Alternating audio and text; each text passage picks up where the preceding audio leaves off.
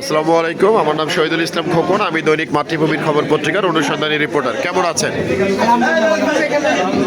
আচ্ছা, আজকে তো এই যে মুরব্বী আসলেন, আপনার বাবা, তো আপনার কাছে আপনার ছেলে এই যে একটা বিশাল বড় একটা নির্বাচন হয়ে গেল, এই নির্বাচনে উনি নির্বাচিত হয়েছেন এবং আপনার কেমন লাগছে?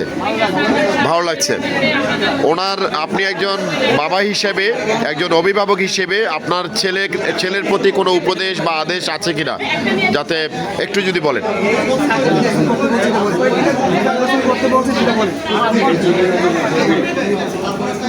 সবার কল্যাণে যেন কাজ করে।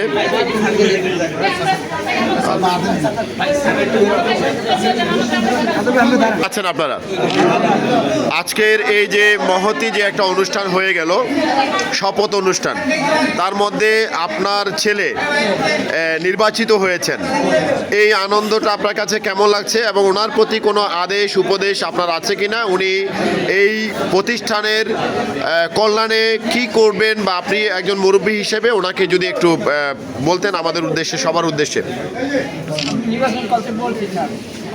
আচ্ছা, ওনার প্রতি খেদমত করতে বলেছেন। আচ্ছা, তো খুব ভালো লাগছে। আর আমি যখন নির্বাচন করতে নেমেছি, আমার সুরজু স্যার পাশে আছেন এবং আমার বাবার কাছে বলে আসছে, আব্বা আমি সামনে নির্বাচন করবো, আপনি কি বলেন?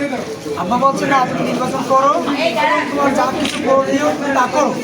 আমার দোয়া আছে, আমার মাকে বলছি, আমার মাও বলছে নির্বাচন করো, আর যে থাকবে নির্বাচন করো, তারপরে ইনশাল্লাহ। আজকে তো আপনারা আজকের এই শপথ অনুষ্ঠানে আপনারা আপনাদের ডিজি মহোদয়কে পেয়েছেন, মহাপরিচালক মহোদয়কে পেয়েছেন, পরিচালক বৃন্দকে পেয়েছেন, এবং আপনার যারা ঊর্ধ্বতন কর্মকর্তা আছেন আপনার পাশেই আছেন, ওনারা শহীদুল ইসলাম সাহেব আছেন, জহির ভাই আছেন, আরও অনেকে আছেন।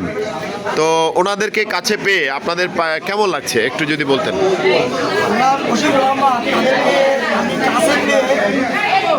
আমার অভিভাবকদের, আমার বাবা মার পরে প্রতিপক্ষ যারা আছে তাদেরকে ধন্যবাদ। আমার বাবা মার পরে থ্যাংক ইউ। আসলে যে ম্যান্ডেট নিয়ে আসছি, আমি আমার বক্তব্যে বলেছি।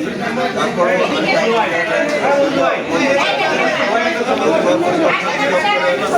আমাদের সহকর্মীদের অনেক আশা আকাঙ্ক্ষা রয়ে গেছে, সেগুলো বাস্তবায়নে আমার কর্তৃপক্ষের সাথে সমন্বয় করে আমার কর্তৃপক্ষকে আমরা আমাদের চাহিদা তাদের কাছে দিয়ে বাস্তবায়ন করার জন্য আমরা চেষ্টা করি।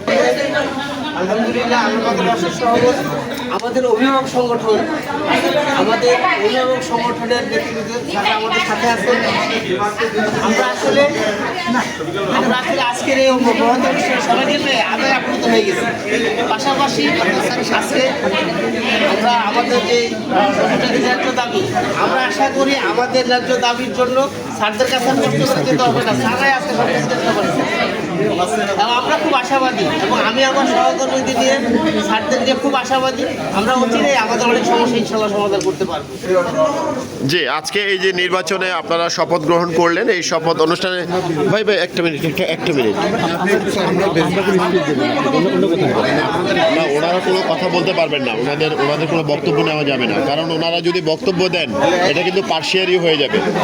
সুতরাং ওনাদের বক্তব্য না নেওয়াটাই আমি মনে করি শ্রেয়, কারণ এখানে যারা আছেন প্রত্যেকে কিন্তু আপনাদের সহপাঠী, সহকর্মী। আপনাদের উদ্দেশ্যে একটা কথা